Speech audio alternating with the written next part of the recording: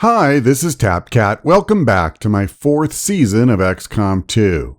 Today I want to finish up this series with a discussion of the two elements I've tried to highlight throughout this campaign to try to make it unique from my other playthroughs. Specifically, gameplay mods and psionics. So let's talk about mods first.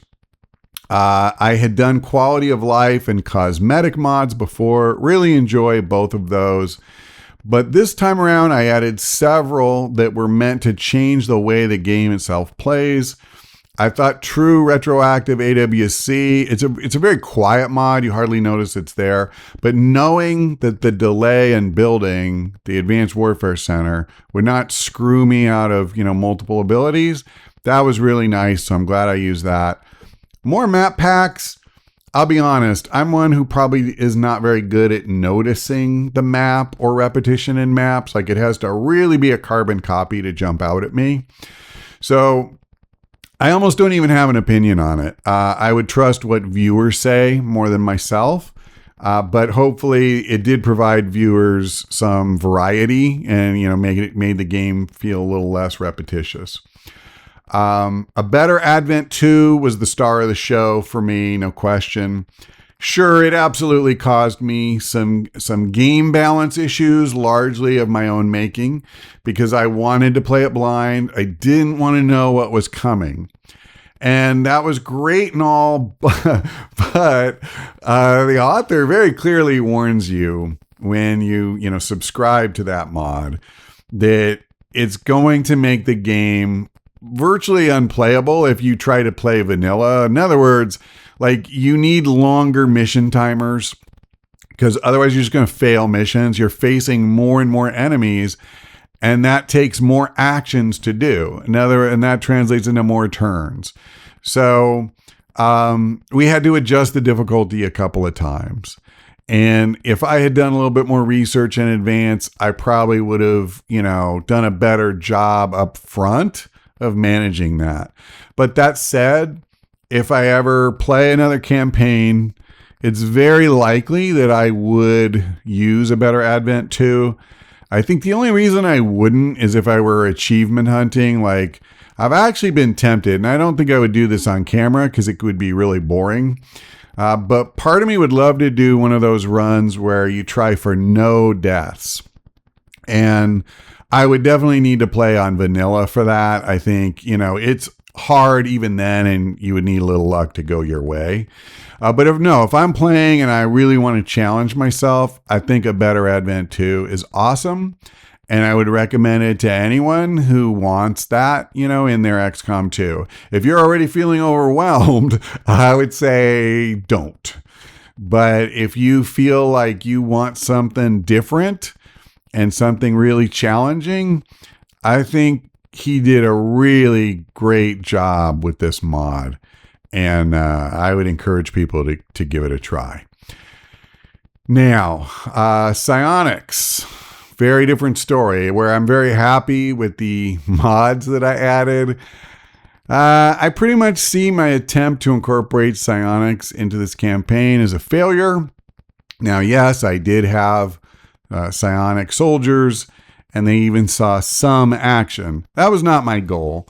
My goal was to have a psi operative from very early in the game and have them be really an integral part of it. And they weren't.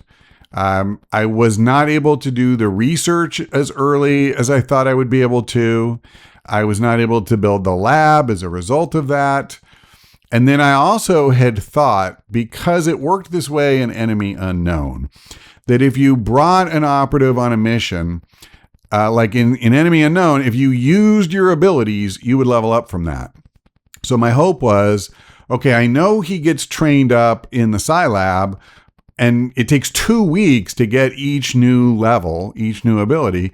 But if I could just bring him on missions and get some promotions that way, I could really give him a leg up and I could cut down that training time.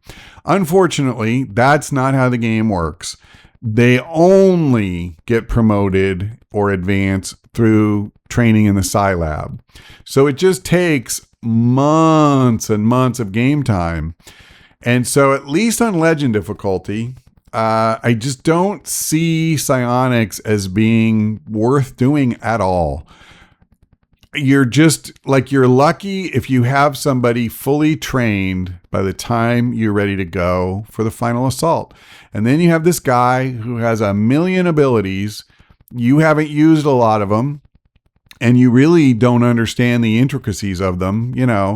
It's so much better. Like, if you just think about how it works when you have a ranger or a grenadier or whoever, and they get promoted and they have one new ability, and on the next mission, if you're smart, you'll make it a point to use that if you're not already familiar with it.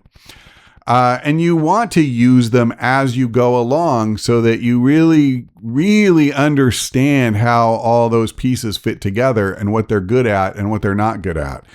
And, for me, it's like I brought Egg on the final mission and I got value out of him. I mean, he was not dead weight by any means, but I guarantee you that somebody who really has played with psionic soldiers would have gotten way more, not even a contest. And so, yeah, that's disappointing. I was really hoping to get that chance in this campaign, and it didn't happen. So if I ever try for psionics again, I would just use a mod. From what I understand, you can get mods that will allow you to have a psyop from the beginning of the game. And if you can do that, then I think it's a whole new ball game, and it would actually be a lot of fun to have it. But if you're not going to be able to even get the Scilab built until like halfway through the campaign, and then you're lucky if you have a fully trained guy just in time for the final assault on the alien fortress, I mean, what a waste. What a waste of time and energy. So I hate to end on a negative note, but that's how I feel about the psionics as it is. So I think that's going to do it. Let me just add my standard thanks to anyone who watched this campaign.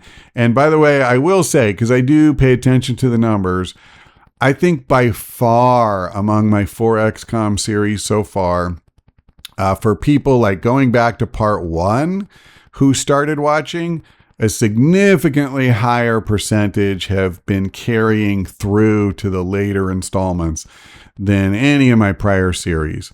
So that means a lot to me. It really tells me people are enjoying this. They're interested in it. And that's great. Listen, when you're putting the work in to create something like this, it's not worth anything if the viewers don't care, if they're not into it. So it's awesome to see that people really do seem to enjoy it and are engaged. So I thank you for that. And that goes double for the people who leave me comments, tips, all of that. It's awesome. A lot of that has really helped.